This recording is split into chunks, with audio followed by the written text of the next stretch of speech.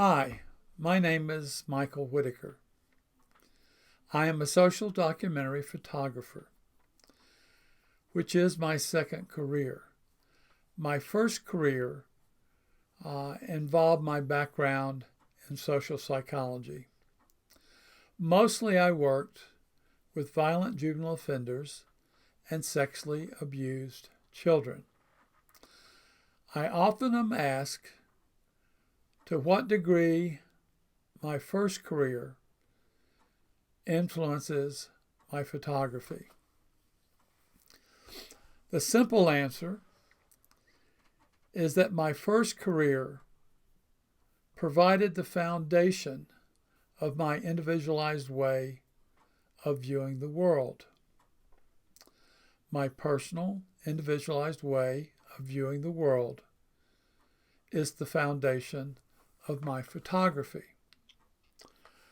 Throughout this series of 21 posts, I will be discussing the thought processes, the decisions that were going on in my head when I captured specific images. I often am asked, what were you thinking when you caught that or captured that photograph? I usually have an explanation, but that's the purpose of this series of posts. These videos will all be very informal. I actually know how to do production of videos, but I want these videos to be informal and conversational. I have no interest or no intent in editing the videos. What I'm doing is providing a more robust discussion of the photographs that I'm presenting in the post on LinkedIn and Facebook. So I'm going to handle this as if we're just sitting and talking. When I make a mistake, I'll just go right over the mistake and move on. I don't intend for these to be slick videos. What was going on in my head with this particular image is involved with the phenomena referred to as impression management. Impression management is just what it sounds like. It's managing the impressions you want to make on other people. When I worked with violent juvenile offenders, my responsibility or my goal was to run programs, train staff, implement activities that would result in behaviors being changed by the violent offenders. A big obstacle or a big issue that we had to deal with all the time was impression management. Most secure residential facilities that deal with youth or adults have very strict rules, very specific guidelines, so that all the people in the program, all the youth or the inmates in the programs have a clear idea of the behaviors they need to present to be released from the program.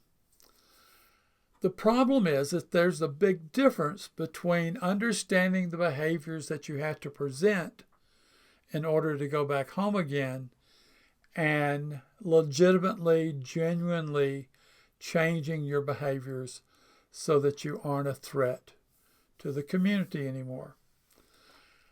When kids would come into my programs, they would always say, what do I have to do to get out of here?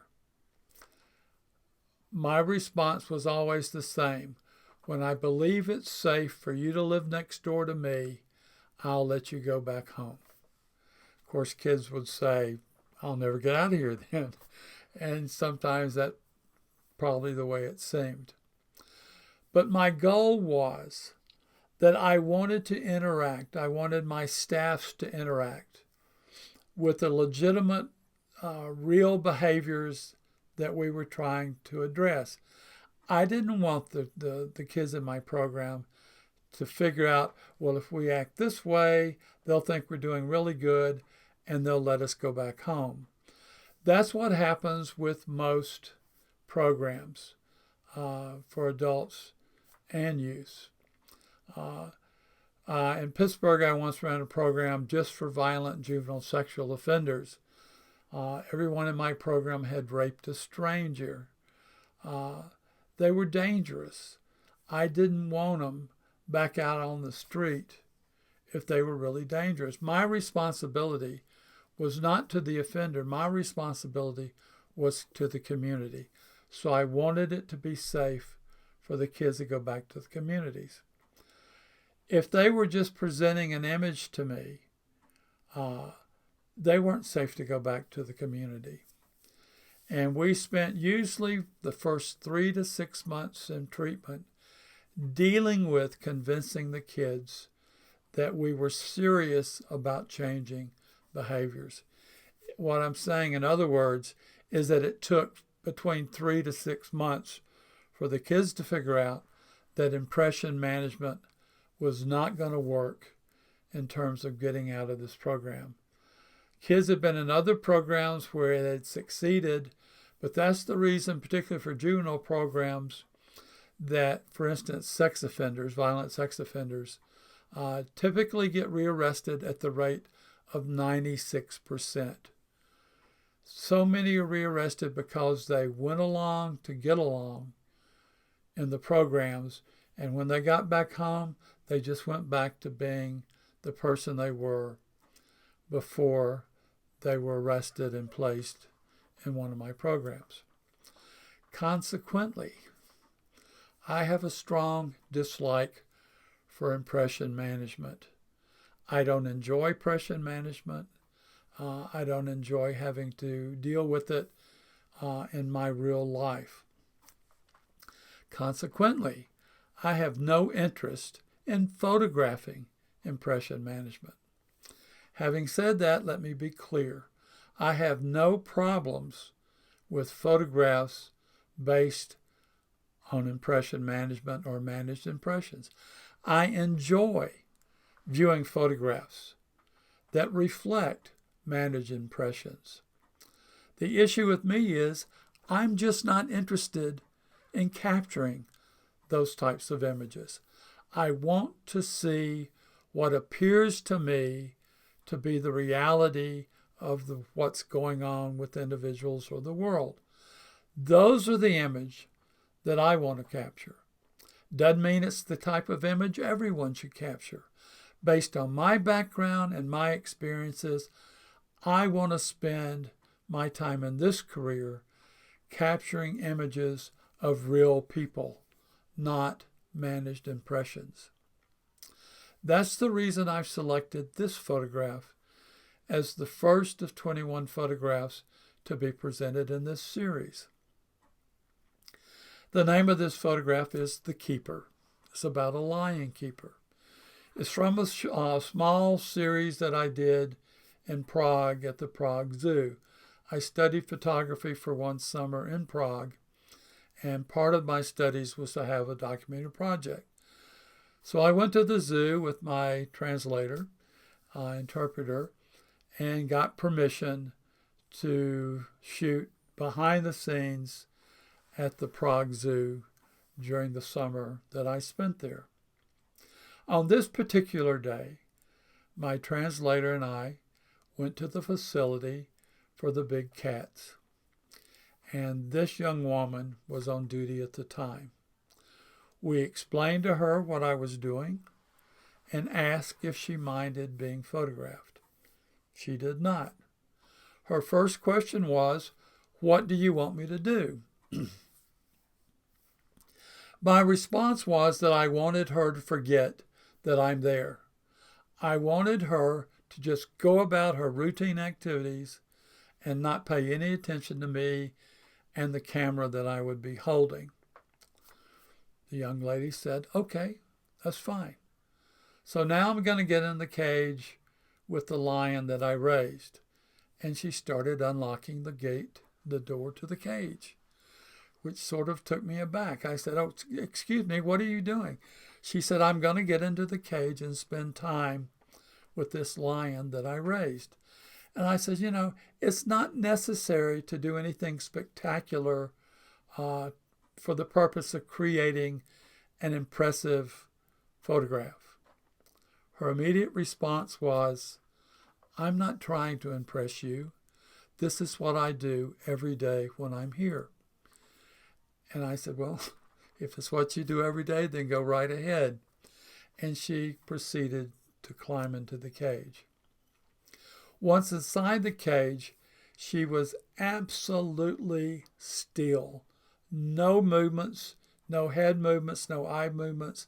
This picture reflects what she did when she climbed into that cage. She did not move a muscle until the lion approached her, raised up, and wrapped its front legs around her neck. It's a very troubling moment for me to witness this lion engulfing this young lady. I could just see the headlines, lion keeper mauled at zoo trying to pose for an American photographer. But once the lion wrapped the legs around her neck, they initiated several minutes of playful interactions. I captured this image at this time because as the young woman was climbing into the cage, my thoughts just automatically, spontaneously went to thoughts of women, females that I know and about whom I've read, who learn to survive and thrive in hostile environments. With that in mind, my intent, my goal was to capture an image that when it was viewed by other people would engender thoughts of respect. At this moment, I had a lot of respect for this young woman and what she was doing, and I wanted to capture an image that would reflect and express that respect. I believe I was successful, and it's not just because I like this image. This image has been included in several gallery shows, and I've always enjoyed on opening nights when I stand there and listen to people, particularly females, stand in front of this image and say, "Gee, that's the way I feel when I go to work every day." So my automatic, spontaneous thought of women who've learned to survive and thrive in hostile environments was appropriate. I'm not sure what else more to say about this. She's a very charming young woman. I guess I will express or share one final thought. The reason she goes into the cage, or the reason she went in the cage every day, was she did raise this cub into the point that you see now, and she felt a responsibility. She felt an attachment to this lion, and she felt badly for the lion being isolated in a cage all day. So she wanted to give what humans would call quality time to this lion. The other thing and last thing I will mention is that in the lower left-hand corner of the photograph, there is a piece of cloth. It's actually a sweater. It's this young woman's sweater that she used to wrap around the lion cub when it was little. That sweater is now a permanent fixture in this cage that is not visible to the public, and it is a key factor in the ongoing bond, the ongoing link between this young woman and this lion. So I always say absolutely do not remove that sweater from the image. It is part of the story. So with this image, I believe I captured something real. I believe this lady's behavior on this day reflected reality. Reality is what I want to photograph. I do not believe she was managing an impression on this date. So I'm very happy with this photograph. If you have questions, please write your questions in response in LinkedIn or in Facebook, and I'll be happy to try to respond to each question via whatever platform you viewed this post. I appreciate your attention, and I hope you will consider thinking about the way you view the world when you look through your camera. Thank you.